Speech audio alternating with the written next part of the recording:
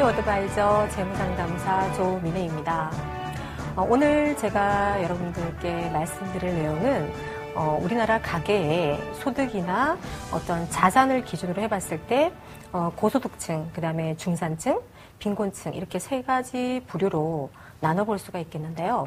그 중에 가장 그 중간 두터운 층을 형성하고 있는 우리나라의 중산층 가계의 어떤 재무 관리 방향, 그 다음에 재무 설계에 대해서 한두 가지 정도의 포인트를 말씀드리고자 합니다. 50분 동안 강의가 진행이 될 텐데요. 끝까지 경청을 해주시면 감사하겠고요. 나중에 저와 함께 커뮤니케이션이나 피드백을 할 수 있는 그런 기회가 있으면 좋을 것 같습니다. 강의 시작하도록 하겠습니다.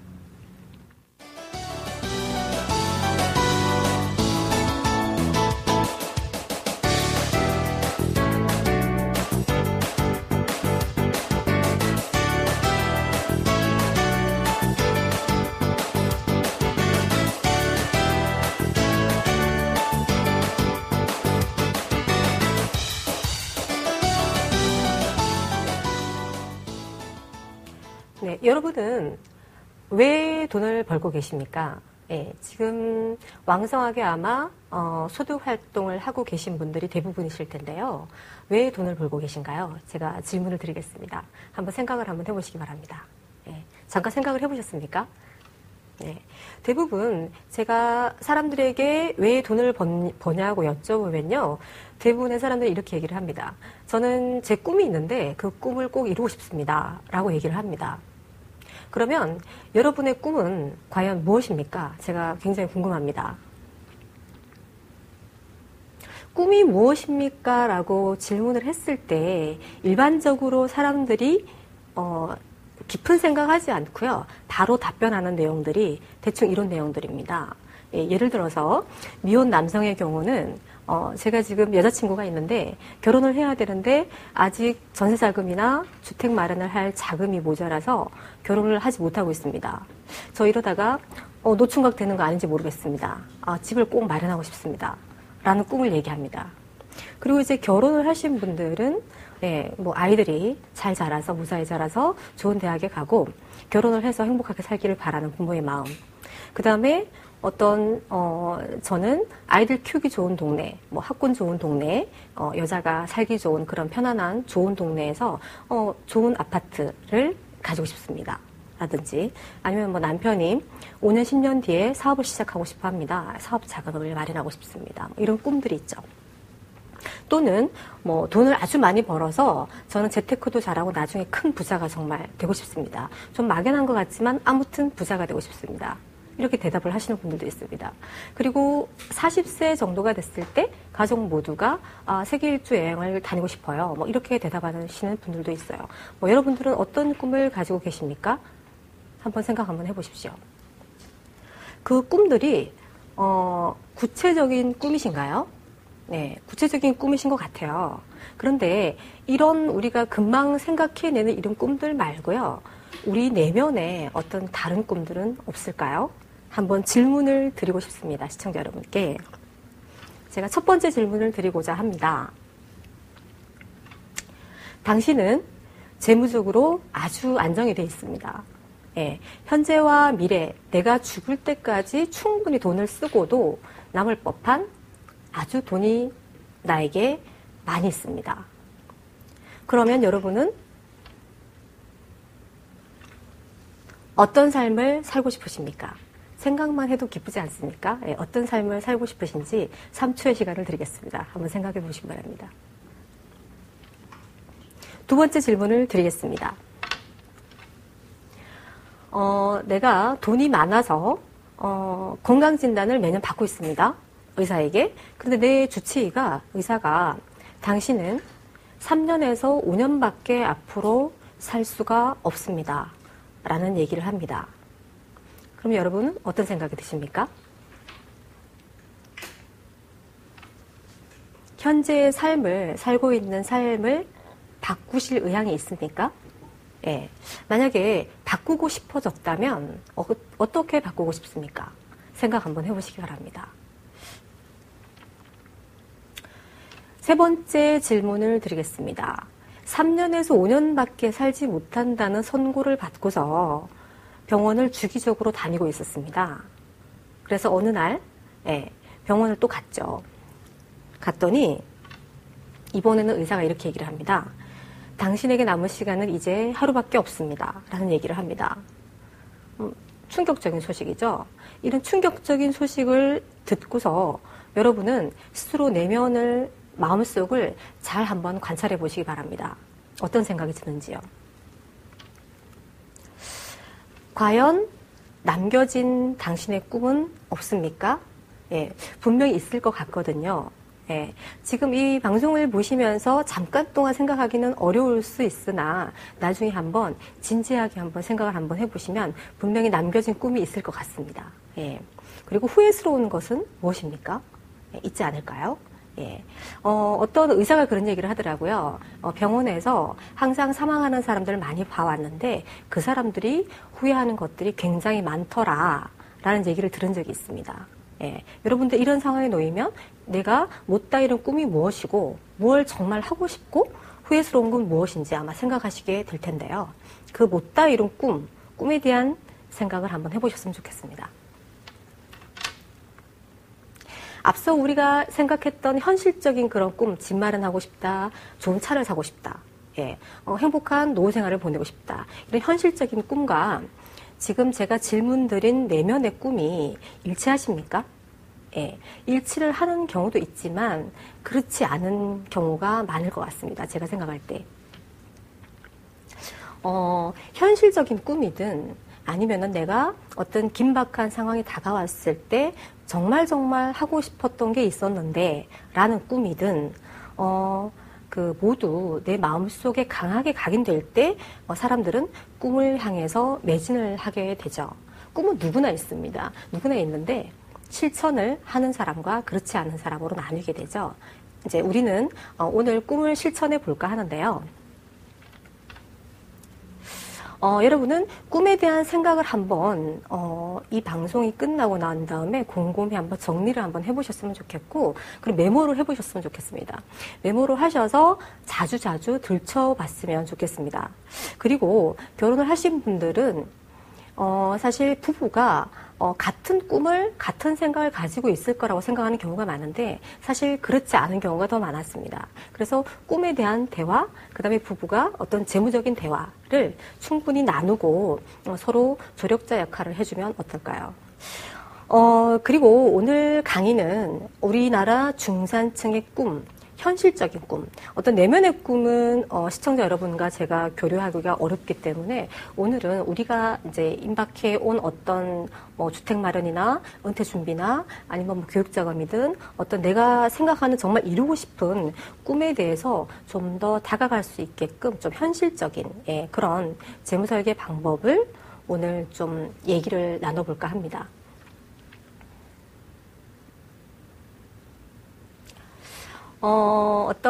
어떻게 하면 내 꿈을 달성할 수 있고, 자산을 내가 원하는 만큼 형성할 수 있고, 돈에 구애받지 않고 행복하게 살 수 있을까라는 것을 풀어가기 전에 먼저 우리나라 중산층의 현실을 한번 살펴보죠. 언젠가 신문에 이런 기사가 난 적이 있습니다. 중산층의 빈곤층 추락 위기라는 기사가 난 적이 있습니다. 보신 적이 있습니까? 제가 한 중산층의 사례를 말씀을 드리겠습니다. 우리나라 손가락 안에 꼽히는 대기업에 다니는 김 부장님이 있습니다. 나이는 45세입니다.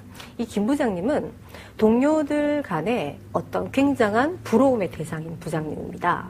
왜냐하면 김 부장님은 부동산의 불패신화라는 서울 한복판 강남에 9억 원짜리의 아파트를 가지고 있기 때문입니다.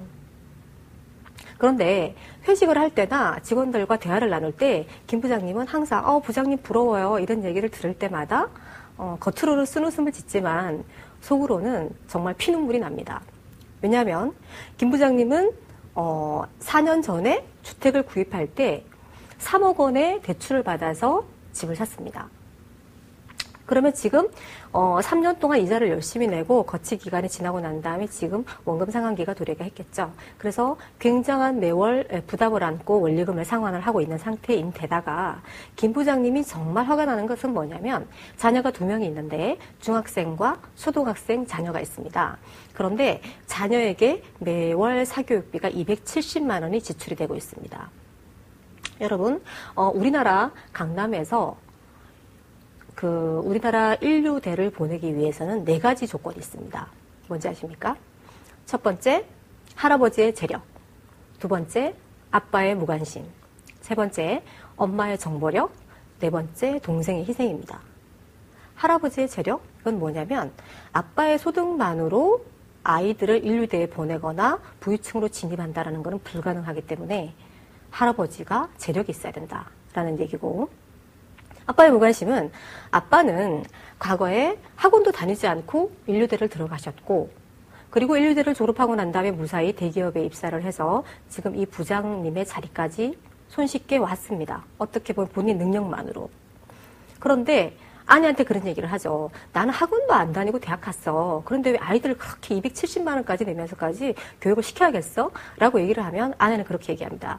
당신은 몰라서 그래. 당신은 그냥 간섭하지 말고 관심 가져주지 않았으면 좋겠어. 라는 얘기를 한다는 거죠. 아빠의 무관심이 오히려 도움이 된다. 그 다음에 엄마의 정보력. 그 다음에 첫째, 둘째를 모두 인류대에 진학시키기에는 너무 부담스러우니까 첫째라도 좋은 대학에 보내자. 둘째 희생이 필요하다. 뭐 이런 뜻이겠죠. 이게 강남에서 또 돌아다니는 얘기입니다. 실제 얘기입니다. 김 부장님은 아이들을 이렇게 돈을 들여서 교육을 시켜놓으면 나중에 과연 이 아이들이 인류대는 갈 수 있을까? 설사 인류대를 갔다 해도 인류대를 졸업하고 난 다음에 취업을 잘 할 수 있을까? 라는 걱정에 항상 이 정치와 사회에 대한 어떤 개탄을, 술만 먹으면 개탄을 하는 것이죠. 이 김 부장님은 최근에 한국은행에서 금리를 인상했다는 얘기를 듣고 밤잠을 설쳤습니다. 또 매월 이자가 얼마나 도대체 오를까라는 걱정이 되는 거죠. 김 부장님은요, 주택담보대출에서도 일부 마이너스 통장을 개설을 해서 매월 생활비를 100에서 200만 원을 거기서 뺏쓰고 있습니다. 생활비가 모자라기 때문이죠. 매월 대출금을 상환하고 그 다음에 사교육비를 지출을 하고 30만 원의 아파트 관리비를 내고 60만 원의 자동차 유지비를 제외하고 생활비를 제외하고 나면 매월 현금 흐름에서 100만 원에서 200만 원이 마이너스가 난다는 거죠. 그래서 어느새 김 부장은 마이너스가 모두 차버렸습니다. 김 부장님이 또 하나 걱정하는 것은 뭐냐면 이러다가 부동산 가격이 하락이라도 하면 우리 집은 길바닥에 나앉는 게 아닌가? 이런 걱정이 정말 많습니다. 이런 김 부장의 사례는 단지 김 부장의 사례만은 아닐 것입니다. 우리나라 중산층에서 일부에서 고민하고 있는 부분일 것입니다. 이런 중산층이 어떻게 보면 몰락이라 하기에는 좀 과장된 표현이지만 이 중산층 가구를 보시면 외환위기 이후에 고소득층은 60%가 증가를 했습니다. 그리고 빈곤층은 136%가 증가를 했습니다. 그런데 중산층은 12%밖에 증가를 하지 않았죠. 상대적으로 굉장한 감소를 했다라는 결론이죠. 중산층이 이렇게 줄어들고 있는 것은 제가 볼 때는 세계적인 현상인 것 같습니다. 선진국도 마찬가지로 이런 구조적인 현상을 겪고 있는데요. 세계적으로 경기 부양책을 쓸 때 돈을 풀어서 경기를 부양하는 정책들을 많이 펼치고 있습니다. 그런 정책을 펼치는 한 이 인플레이션은 거스를 수가 없죠. 이 인플레이션이 계속될 때 고소득층과 빈곤층의 갭은 점점 벌어질 가능성이 굉장히 높습니다. 중산층이 몰락하진 않겠지만 중산층의 비중은 반드시 줄어들 거라는 예측을 우리가 할 수가 있는 것입니다.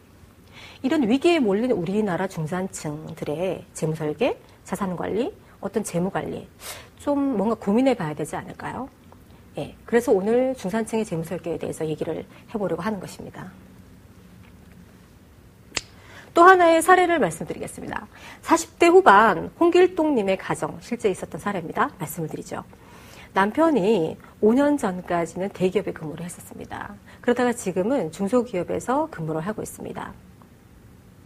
40대 후반이고요. 그 다음에 아내는 전업주부입니다. 그리고 자산은 수도권의 거주용 아파트 48평짜리를 보유를 하고 있습니다. 시가는 3억 8천만 원.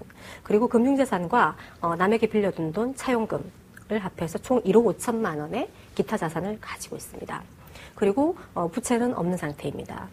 생활비, 소득은 한 달에 380만 원, 그리고 매월 생활비가 부족해서 이 380만 원이 부족해서 MMF에 들어있는 돈을 조금씩 인출해서 충당하고 있는 그런 상황입니다. 자녀는 2명입니다. 대학교 다니는 딸과 중학교 다니는 아들이 있습니다.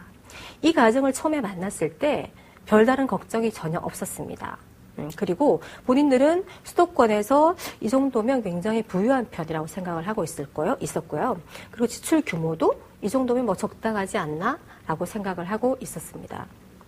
단지 본인들은 지금 가지고 있는 금융자산과 다음 달에 받을 차용금 1억 5천만 원을 어떻게 운영하면 좋을까요? 라는 고민을 저에게 물어봤었습니다. 자산 부채 상태를 보면 아파트가 시가로 3억 8천만 원이죠. 그리고 예금 및 현금 등가물이 5,200만 원, 적립형 자산이 2,400만 원, 그리고 빌려준 돈이 1억 500만 원입니다. 그래서 1억 5천만 원 정도의 자산을, 기타 자산을 소유를 하고 있죠. 현금 흐름을 보면 급여 소득이 320만 원이 발생을 하고 있고요. 그리고 기타 소득이 60만 원입니다.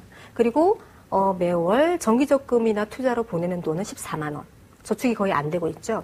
그리고 연금이나 장기자금으로 모아온 돈이나 투입하고 있는 돈은 없습니다. 그리고 대출금 상환하고 있는 것도 없고요. 교육비가 80만 원이 지출되고 있고 생활비가 비정기 지출과 합해가지고 270만 원 정도 지출되고 있고 보장성 보험이 20만 원 정도 지출을 하고 있습니다. 저축을 거의 안 하고 있는 상황이죠. 그래서 이 덱들이 재무 목표를 한 번도 작성해 본 적이 없고 미래의 재무 상태에 대해서 고민해 본 적이 없는 가정이다 보니까 저와 어떤 얘기를 나누다 보니까 목표를 좀 이제는 좀 적어보고 싶네요 라는 얘기를 해서 같이 목표를 한번 적어봤습니다. 저와 목표를 적기 전에는 차도 바꿀 때가 됐는데 2년 뒤에 차를 바꿀 때 한 3천만 원 정도의 차를 바꾸고 싶습니다 라는 얘기를 했었고 아이들이 결혼할 때 각각 1억 정도, 2억 정도 해주고 싶네요 라는 얘기를 하다가 대부분의 목표가 수정이 돼버렸죠. 차량 교체 자금 2년 뒤에 한 1,500만 원 정도. 그 다음에 첫째 대학 자금이 한 학기가 남았으니까 400만 원. 그 다음 둘째 대학 자금 5천만 원. 가족 해외여행 500만 원. 은퇴 절개 매월 300만 원 정도가 60세 이후에 매월 연금으로 나왔으면 좋겠다라는 희망사항을 가지고 있었어요. 자녀 독립 자금은 5천만 원으로 조정을 해서 재무 목표를 설정을 해봤습니다. 그렇다면 현금 흐름을 살펴봐야겠죠. 이 덱에 9년까지의 현금 흐름표입니다. 본인 소득이 발생을 하고 있고 여기에서 생활비를 지출하고 현재 월 잉여 자금이 이 수준이죠. 이 수준을 계속 저축을 해 나가고요. 현재 있는 금융 자산을 3%로 계속 운용을 할 경우에 3%면 적은 금리라고 생각하실 수 있는데 복리로 3%이기 때문에 결코 적은 수준은 아니죠. 계속 운용을 해 나갈 경우에 중간에 연마다 필요한 재무 목표를 위해서 돈을 빼쓰게 되죠. 빼쓰고 난 다음에 9년 뒤에 남는 현금을 보시면 1억 1천만 원 정도가 남게 됩니다. 그리고 현재 3억 8천만 원인 거주용 부동산을 1% 정도로 상승한다 보고요. 나중에 한 4억 정도 거주용 부동산이 남게 돼서 총 순자산이 5억 2,900 정도가 남게 되는 것이죠. 그러면 9년 뒤에 현금이 1억이 남게 되죠. 이 1억은 은퇴 후에 보유할 정도의 현금 수준. 은퇴 후에 뭐 연금 외에 별도 현금을 가지고 있어야 될 테니까요. 그것으로 지출이 돼야 되겠네요. 라고 본인도 얘기를 했고 저도 그렇게 생각을 하고 있어서 이건 은퇴 후로 지출이 된다 보면 지금 대부분의 가정의 목표는 달성이 됐는데 마지막 하나 은퇴 목표가 전혀 나오지 않았죠. 은퇴 자금을 한번 산정을 해봤습니다. 은퇴 자금은 남편이 직장 생활을 굉장히 오래 해왔고 앞으로도 12년 정도 직장 생활을 더 할 거기 때문에 국민연금 예상 지급액을 115만 원으로 생각을 하고 계셨습니다. 뭐 조회를 한 금액이겠죠. 예, 거기에서 아내 쪽으로 80만 원 해서 하여튼 본인들이 원래 300만 원이 목표였는데요. 목표치에 턱도 없이 부족해서 목표를 대폭 수정했습니다. 180만으로 목표치를 잡아보면요. 그럼에도 불구하고 3억 8천만 원이라는 현재 거주용 주택을 2억으로 당시에 조정을 해서 나머지를 2억을 은퇴자금으로 조정하고 나머지를 가지고 집을 어떤가 뭐 전세로 간다든지 작은 평수로 간다든지 동네로 옮긴다든지 그런 식으로 2억이 이쪽 은퇴자금으로 투입이 되고 지금부터 12년간 매월 78만 원을 은퇴자금으로 투입을 해야 그나마 이 180만 원이 만들어진다는 겁니다. 정말 만만치가 않은 거죠. 본인들은 은퇴자금이 300만 원이 되지 않을 때 굉장히 삶의 질이 떨어질 거라고 생각을 하고 있는데 당연히 떨어질 수밖에 없죠. 지금 굉장히 생각보다 부족한 자금들이 마련이 될 테니까요. 그럼에도 이 가정은 지금까지 굉장히 그 어떤 지출 관리나 이런 것들에 별로 신경 쓰지 않고요. 예, 돈을 지출해 왔던 것 같습니다. 이 홍길동님의 사례하고 아까 김 부장님의 사례는 우리나라 평범한 베이비 부모들이나 중산층들이 일반적으로 안고 있는 문제점 중에 하나입니다.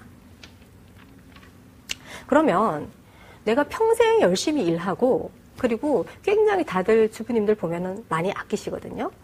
그런데도 돈이 안 모이는 이유는 도대체 뭘까요? 뭐 여러 가지 이유들이 있을 수가 있겠죠. 인플레이션, 그 다음에 부채. 환경이 너무 급변하는 경제 환경, 그 다음에 고령화, 세금, 지출과 기회비용 관리 이런 것들이 있을 수가 있습니다.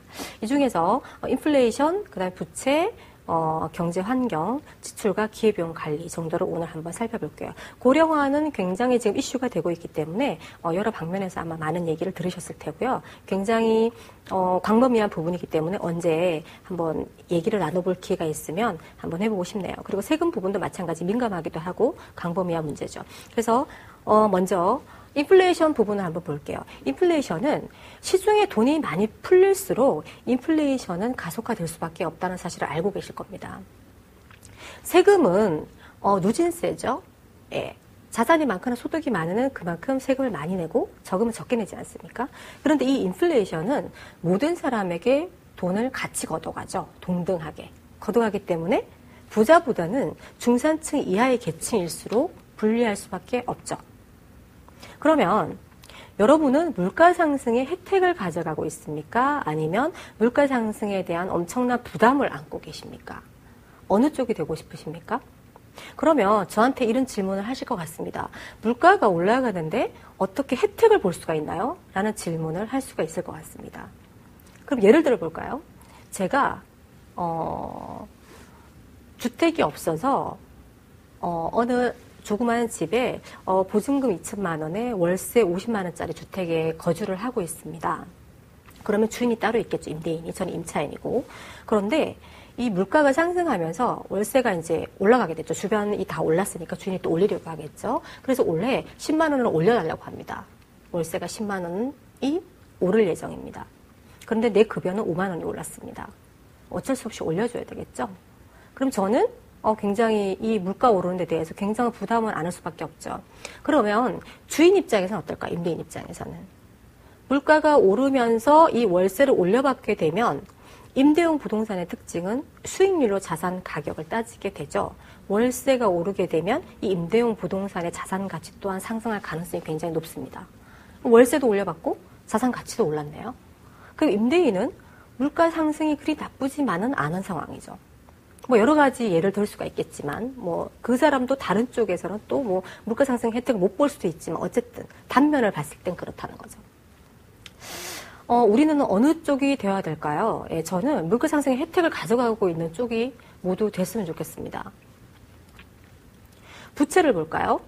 우리나라 지금 가계부채 문제가 굉장히 심각하다는 기사들을 많이 보셨을 텐데 부채는 그런 것 같습니다. 이 부채에 대해서 참 할 말이 많은데 제가 이 방송을 하기 위해서 지금 막 차를 몰고 제가 여기 방송국을 왔습니다. 오는 도중에 제가 이런 뉴스를 들었어요. 차 안에서, 라디오에서. 우리나라 대학생들이 지금 대출을 많이 쓰고 있다는 그런 기사가 났습니다. 갑자기. 대출을 쓰는데 1금융권, 2금융권 이런 은행권이 아니라 사채업자나 뭐 이런 쪽에 대부업체 있죠. 대부업체 쪽에 대출을 많이 쓰고 있는 비율이 늘어나고 있답니다. 1인당 평균 160만 원의 대부업체 대출을 쓰고 있답니다. 총 800억이라고 얘기를 하더라고요. 그러면 대부업체 금리가 보통 맥시멈 한 39%까지 이자를 받거든요. 엄청난 이자를 받고 있죠. 지금 대학생들이 그런 상황이라는 게 참 놀랍더라고요, 저는. 대학생들 부채도 문제겠지만 제가 이렇게 직장 생활을 하고 있는 미혼분들을 만나면 이런 경우가 굉장히 많습니다. 미혼일 때 이제 할부 인생이 시작이 됩니다. 여자친구 뭐 핸드백이나 이런 선물을 해주기 위해서 신용카드를 긁습니다. 이제 할부 인생이 시작이 되는 거죠. 그리고 여자친구와 주말에 데이트를 하기 위해서 차를 사고 싶어 합니다. 차? 또 현금이 아직 안 모였으니까 보통 할부로 구입을 하게 되죠. 거기에서 결혼하기 이전부터 이미 우리가 할부 인생에 접어들게 됩니다. 그러고 난 다음에 이제 결혼을 하죠. 결혼을 하면은 결혼할 때 자금을 다 모아놓지 못해서 대부분 부모님한테 뭐 지원을 받거나 그런 상황이 아닌 경우는 전세 자금을 다 모아놓지 못했으니까 보통 또 전세 자금 대출을 발생을 시키죠. 그러면 둘이 또 열심히 모아서 전세 자금을 상환해 나갑니다. 그러다가 아이가 초등학교 들어갈 때쯤 해서 주택 마련 니즈가 확 커지기 때문에 그때 이제 대출을 좀 내게 되죠. 1억, 2억 부채를 발생시켜서 집을 구입하게 됩니다. 또 계속 부채 인생 시작이 되는 거죠. 그래서 이제 부채를 어느 정도 상환할 때쯤 되니까 아이가 대학을 갑니다. 그런데 대학 자금을 미처 마련을 못한 거죠. 그래서 또 학자금 대출을 받아서 아이 대학을 보냅니다. 아이가 대학을 졸업하고 본인들은 은퇴 시기가 다가오는데 그 시기에 또 학자금 대출을 부모님이 열심히 상환을 해줍니다. 그러고 나면 나도 모르게 자녀한테 이렇게 투입되는 돈, 시간 이런 것들이 지나고 어떤 집을 부채에 대한 상환 기간이 지나고 좀 더 이제 편안하게 살아야 될 시기가 돼서 뒤를 돌아보면 부채만 상환하다가 온 인생인 것 같은 거죠. 그런 과정들이 굉장히 많습니다. 주변을 한번 돌아보십시오. 그런데 이 빚에 대한 부분은 그런 것 같습니다. 좋은 빚이 있고 나쁜 빚이 있습니다. 제가 볼 때 먼저 나쁜 빚은 이런 거예요. 어떤 소비를 하기 위해서 빚을 내는 거죠. 차를 사기 위해서, 어떤 쇼핑을 하기 위해서, 제대로 생활비 관리가 안 돼서 생활비를 쓰기 위해서. 그래서 신용카드 할부금, 카드론, 마이너스 통장, 일반 신용대출 이런 대출 있죠. 이런 대출은 사실 좋지 않은 대출입니다. 최대한 이런 대출은 받지 않고 사는 것이 좋겠죠. 비용도 많이 나가고요. 좋은 대출은 뭐냐면 자산을 구입할 때 대출을 다 그 모든 대출을 예를 들어서 냈다면 그 모든 대출이 좋은 대출일 수는 없겠죠. 그런데 예를 들자면 이런 대출 있죠. 예를 들어서 5천만 원의 종잣돈이 모여서 5천만 원 가지고 내가 어떤 자산을 구입하고 싶어요. 아니 2,500만 원 정도의 종잣돈이 모여서 5천만 원짜리 자산을 구입하고 싶은데 돈이 모자랍니다. 그래서 2,500만 원의 대출을 발생시켜서 내 돈은 2,500만 원이 들어가는 거죠. 5천만 원짜리 자산을 구입을 했습니다. 그런데 이 자산에서 매월 현금 흐름이 40만 원이 창출이 됩니다. 뭔가 들어오는 거죠. 자산에서. 네, 현금이 창출되는데 이자를 한 뭐 5% 수준이면 한 12만 원 정도 나가나요? 그럼 12만 원 정도를 제하고도 나에게 굉장히 27만 원이 되나요? 27만 원이라는 돈이 매월 내 통장에 들어오게 되는 거죠. 그럼 나는 2,500만 원의 돈을 들여서 충분한 수익률을 지금 확보하고 있는 거죠. 레버리지를 오히려 쓰면 2,500만 원이라는 레버리지를 쓰고도 이자를 내고도 그 이상의 굉장히 수익률을 볼 수 있을 때는 레버리지를 써봄직만 하잖아요. 네, 이럴 때는 나쁜 대출은 아니라고 생각합니다. 좋은 대출일 수 있어요. 그래서 이 살면서 좀 미혼이나 20대, 30대 때 특히 이 나쁜 대출에 대한 부분에 굉장히 조심을 하셔야 됩니다. 한번 대출이 발생하게 되면 걷잡을 수 없는 경우가 많거든요. 그 다음에 경제학이 굉장히 급변을 하고 있죠. 인터넷과 IT의 발달로 그야말로 세계는 빠른 속도로 진화를 하고 있습니다. 그런데 내가 사업을 해서 현금 흐름을 창출시키고 있고 내가 투자를 해서 현금 흐름을 창출시키고 있는데 내 스타일이 과거에 머물러 있지는 않은지, 지금 트렌드, 지금 상황에, 경제 상황에 맞지 않는지 맞는지를 잘 살펴보시기 바랍니다. 그 다음 지출과 계획 비용 관리는 뭐 아무리 강조해도 지나치지 않고 많은 얘기를 들으셨을 거예요. 네, 가계부도 작성하고 나는 굉장히 알뜰한데 돈이 왜 이렇게 안 모일까? 뭐 그런 생각 하신 적이 많으실 겁니다. 돈이 어디론가 새고 있지는 않나요? 한번 살펴보시기 바랍니다. 자, 우리가 일반적으로 알고 있는 재무관리, 그 다음에 재무설계 이런 것들은 보통 이런 거죠. 재무 목표를 설정해라. 우선순위대로 써라. 그 다음에 지출 통제를 통해서 잉여 자금을 많이 남겨서 저축과 투자로 적립해서 돈을 모아라.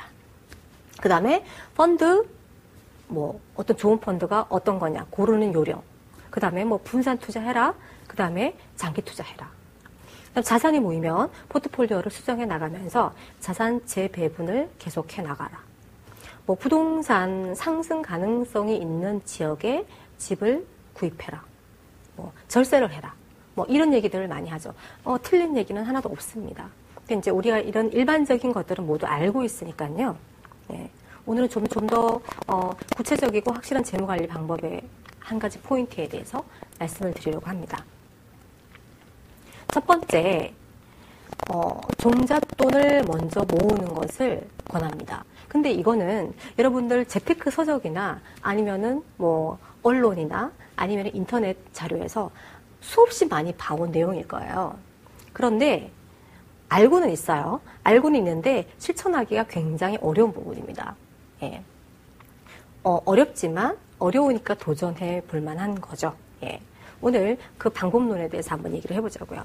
먼저 미혼 신혼부부 40대 가정에 관계없이 너무 길지 않은 시간에 조금 고생스럽더라도 약간의 종잣돈을 만들자는 겁니다. 우리가 매월 수입을 보통 벌어들이죠. 돈을 벌어들이면 보통 생활비 등으로 지출이 됩니다. 이 지출의 폭을 조정해서 일단은 종잣돈을 모을 수밖에 없죠. 자, 우리나라 금융부자 13만 명, 그들은 부모 상속보다 근로소득으로 종잣돈을 마련했다라고 합니다.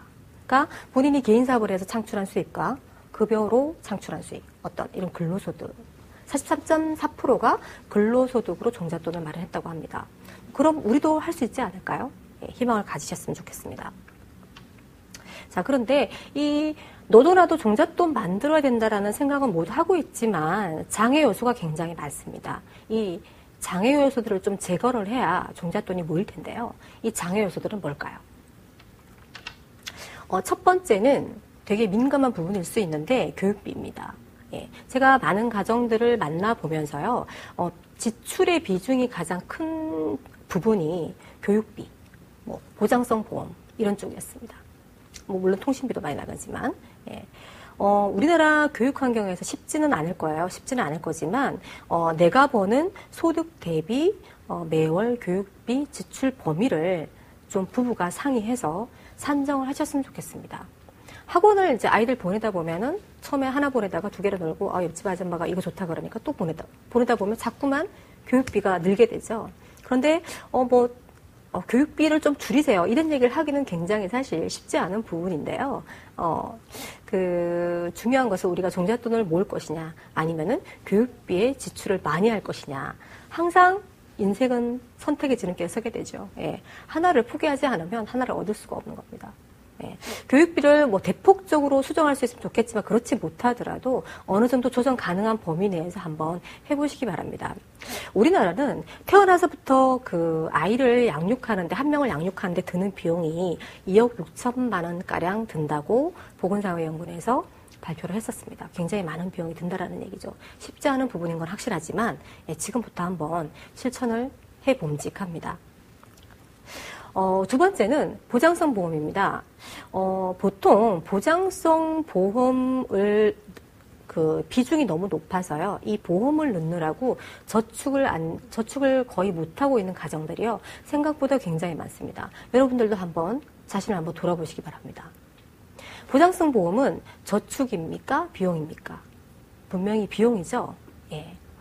이 비용인데 보험을 저축으로 생각하시는 분들이 간혹 있으세요. 이거를 10년, 20년 불입하면은 만기 환급형을 들면은 만기에 원금을 모두 받을 수 있지 않나요? 그럼 보장도 받고 괜찮은 거 아닌가요? 이렇게 생각하실 수가 있어요.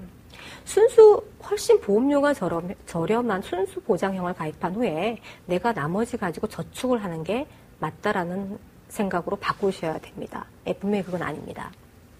그리고 보장성 보험은 소득의 비용이기 때문에 소득이 한 4에서 7% 선에서 구성을 하셔도 충분히 가능합니다. 예. 그리고 의료실비 보험 반드시 챙기셔야겠죠. 그리고 환급형보다는 순수보장형으로 가입을 하시고요.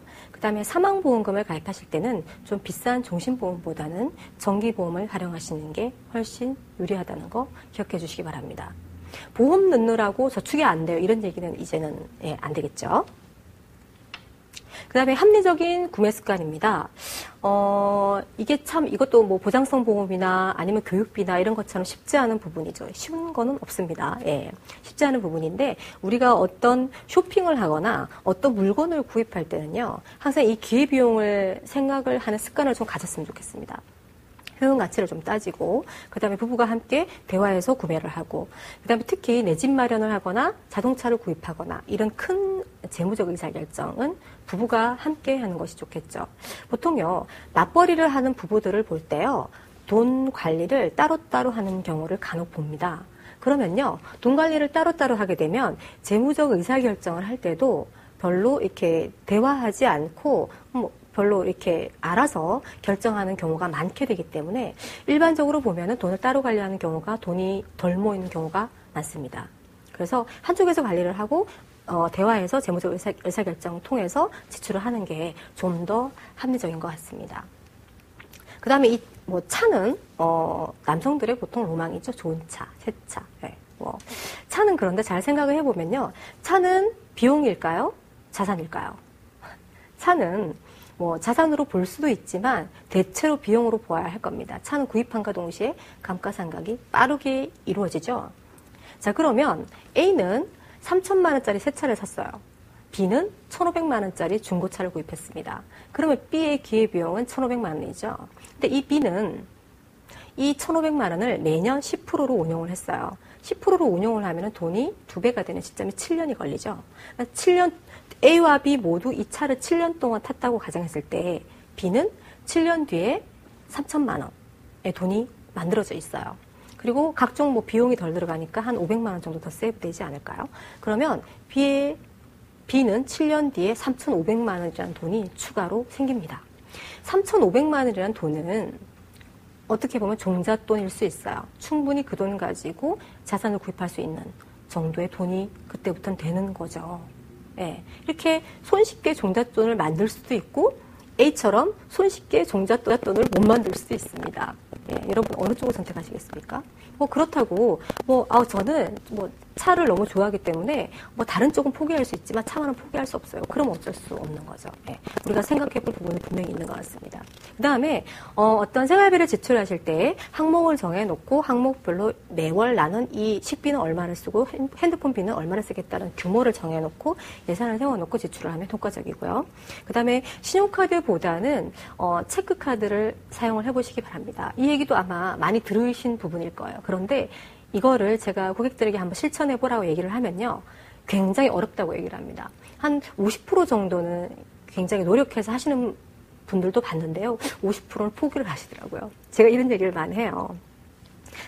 신용카드를 쓰시면, 예를 들어서 신용카드를 가지고 백화점에 쇼핑을 하러 갔습니다. 그래서 마음에 드는 점퍼를 발견을 했어요. 그러면 신용카드 3개월 무이자가 되니까 신용카드로 구입을 하게 되면 어떨까요? 내가 마음에 드는 옷이 나에게 올 때, 물건이 올 때는 굉장히 기쁘잖아요. 이쁜 옷이 나한테 왔네 라고 기쁠 수 있죠. 그런데 내 돈은 언제 출금이 되죠? 한 달 뒤에 출금이 되죠.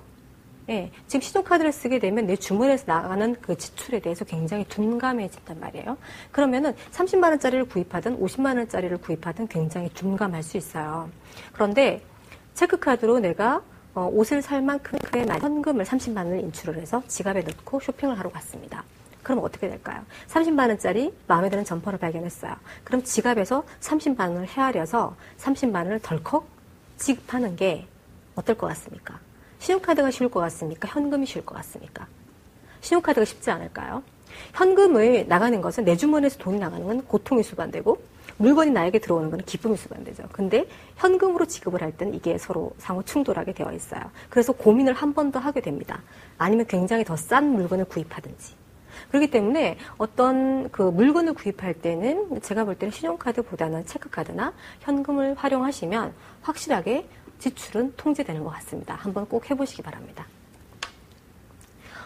생활비 관리 요령은 어떻게 여러분들은 관리를 하고 계시는지 모르겠는데요. 이 방법을 한번 써보면 어떨까요? 예. 급여나 내 소득이 들어온 계좌가 이쪽에 있어요.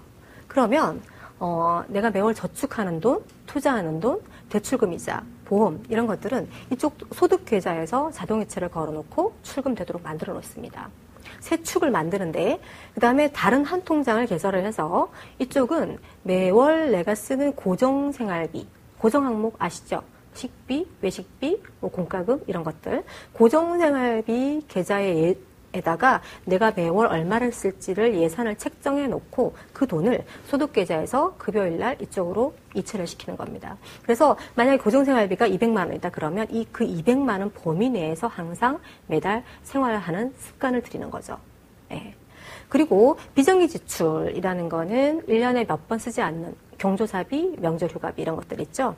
그런 것들에 1년 동안 총 쓸 예산을 잡아서 나누기 12를 해서 매월 그 금액을 소득계좌에서 별도 통장으로 보냅니다. 이 통장은 CME를 활용하시면 좋겠죠. 별도로 보내서 비정기 지출이 발생할 때는 이 고정지출 통장에서 뺏쓰는 게 아니라 이 비정기 지출 통장에서 돈을 인출해서 사용을 하는 겁니다. 그리고 가정생활비의 3배에서 6배 정도의 비상자금이 필요한데 그 비상자금을 이 통장에서 같이 활용을 하셔도 괜찮습니다. 그러면은 급여일날 이렇게 되겠죠. 뭐 사업하시는 분들은 특정일을 정하시면 될 테고요. 급여일날 저축, 투자, 대출금이자 보험료가 이 통장에서 빠지고 우리가 지출할 내용들이 각각 보내졌어요. 그럼 급여일날은 제로가 되겠죠. 통장에 제로 만들기를 하는 거죠. 그러면 고정생활비 범위 내에서 내가 지출을 하게 되고 연간 비정기 지출 범위 내에서 연간 지출을 하게끔 시스템을 만들어 놓는 겁니다. 그러면 고정생활비가 들쭉날쭉하지 않기 때문에 내가 매월 넣는 펀드든 적금이든 어떤 달은 넣었다가 어떤 달은 못 넣었다가 뭐 그렇지 않고요. 정상적으로 저축도 계속 지속적으로 해나갈 수가 있는 시스템이라고 보여집니다. 한번 꼭 실행을 해보시기 바랍니다. 그런데 이 고정생활비 계좌를 활용할 때 만약에 신용카드를 쓰시게 되면요. 이게 아무 소용이 없습니다. 결제대금이 어떤 달은 100만 원 나오고 200만 원 나오고 들쭉날쭉 해버리면 이쪽으로 돈을 보내놔도 이쪽에 펑크가 나겠죠. 그렇게 되면 결국 또 저축을 못하게 되는 그런 결론이 되는 것입니다. 그래서 결국은 체크카드 사용을 하시면 좀 더 활용도가 높으실 것 같습니다. 꼭 한번 해보시기 바라고요. 그 다음에 이제 은퇴자금 따로 떼놓기, 종잣돈을 만들기에 집중하다가 은퇴자금을 놓치는 경우, 그런 변수, 아까 홍길동님처럼 전혀 뭐 자금이 마련되어 있지 않는 경우를 생각을 해서 이 5가지 축 정도로 반드시 만들어 놓으시고요. 개인연금을 준비하실 때는 저축성 상품보다는 연세가 아주 많으신 분이 아니라면 투자성 상품으로 준비를 하시는 게 낫죠. 그리고 기타소득, 부동산 임대소득이든 어떤 기타소득 발생시키고 별도 현금 마련하고 이런 축을 만들어 놓으시면 될 것 같습니다. 첫 번째 이 종잣돈 만들기 단계는요. 가장 힘들고 인내가 필요한 단계입니다. 정직한 재무상담사 도움을 받으셔서 밑그림을 그리시고요. 지속적인 코치를 받으시면 도움이 될 것 같습니다. 두 번째, 이제 방법적인 문제인데요. 두 번째, 종잣돈을 모으셨잖아요. 모으셨다면 이 현금 흐름을 높이는 데 집중을 하자는 겁니다. 수입이 발생해서 일부 지출을 하고 그 모인 돈으로 종잣돈이 모였죠. 그럼 자산을 구입하는 거죠. 자산을 구입하면 이 자산을 구입할 때 현금 흐름을 가져다 주는 자산을 구입하는 겁니다. 그러면 이 현금 흐름이 다시 수입으로 들어가게 되죠. 그러면 다시 또 자산을 구입하고 수입이 또 늘어나고 그렇게 되는 시스템을 만들자는 거죠. 자, 자산으로 현금을 창출할 때 우리가 해야 될 것들, 금융 지식이 좀 필요한 것 같고요. 경험도 필요한 것 같습니다. 그 다음에 빚을 이용하는 법을 배운다. 앞서 제가 부채에 대해서 말씀을 드렸죠. 중요한 부분이고요. 그 다음에 자본 이득보다는 현금 흐름 창출에 관심을 가지셔야 됩니다. 자, 내가 부동산이나 주식을 구입해 놓고 무작정 오르기만을 기다리는 거는 어떻게 보면은 도박일 수도 있습니다. 그것보다는 캐피탈 게인을 바라는 것보다는 캐시플로우를 바라자는 거죠. 자산을 구입해 놓고 이 자산에서 매월 나에게 소득을 가져다 주는 자산을 구입하자는 거죠. 그러면 자산은 그대로 있고 소득이 매월 나에게 들어오면 그 소득으로 또 나는 자산을 창출시키고 이걸 반복하자는 거죠. 한번 경험을 해보시면 이 방법이 굉장히 유익하다는 걸 아실 수가 있을 겁니다. 자산을 형성하는 데 정말 도움이 됩니다. 그리고 전문가를 파트너로 만드셔야 됩니다. 스스로 혼자 하기엔 좀 투자든 좀 보고 온 것 같습니다. 저도 혼자 하긴 힘들거든요.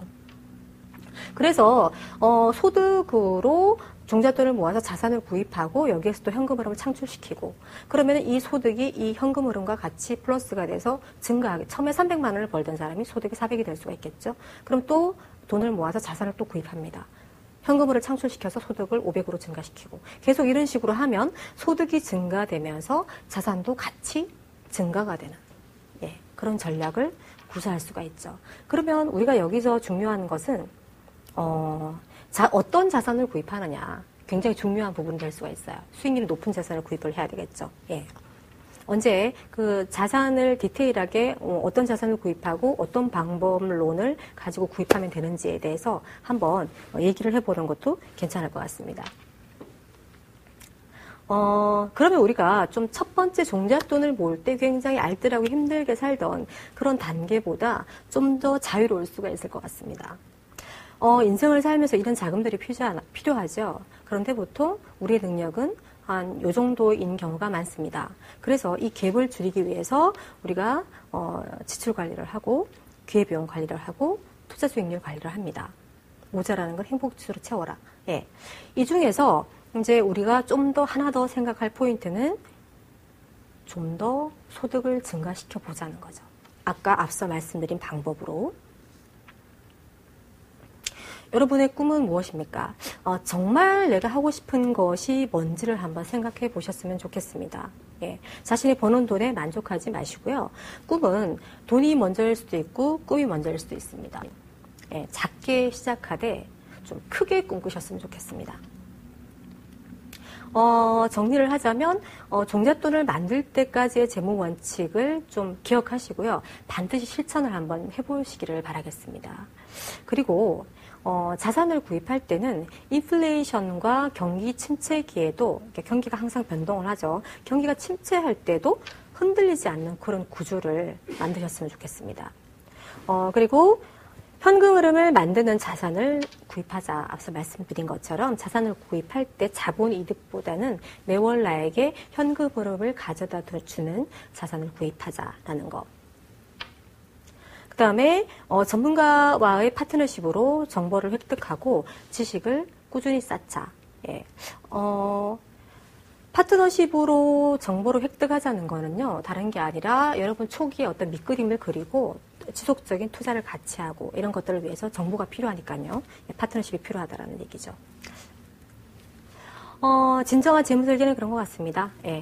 고객의 꿈과 일치시키는 작업을 해주고 고객이 행복한 부자가 될 수 있게끔 도와드리는 것. 그것이 진정한 재무 설계가 아닌가 합니다. 마무리하겠습니다.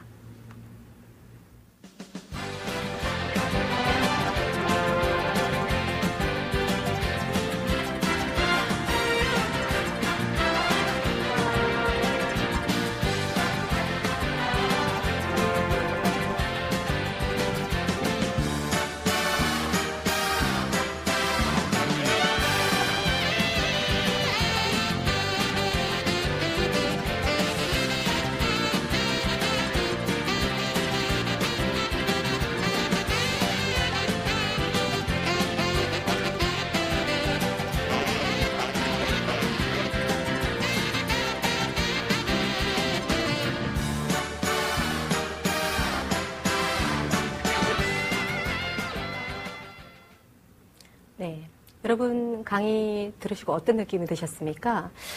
제가 50분 동안 시청자 여러분께 드린 말씀이 정말 좀 조금이라도 도움이 되셨으면 좋겠습니다. 나중에 저와 어떤 통로를 통해서라도 피드백을 좀 받고요. 그다음에 좀 상호 커뮤니케이션을 할 기회가 좀 있었으면 하는 바람이 있습니다. 제 강의가 정말 도움이 되셨는지 모르겠지만 어쨌든 열심히 했습니다. 오늘 강의는 여기까지 마치도록 하겠습니다. 시청해 주셔서 감사합니다.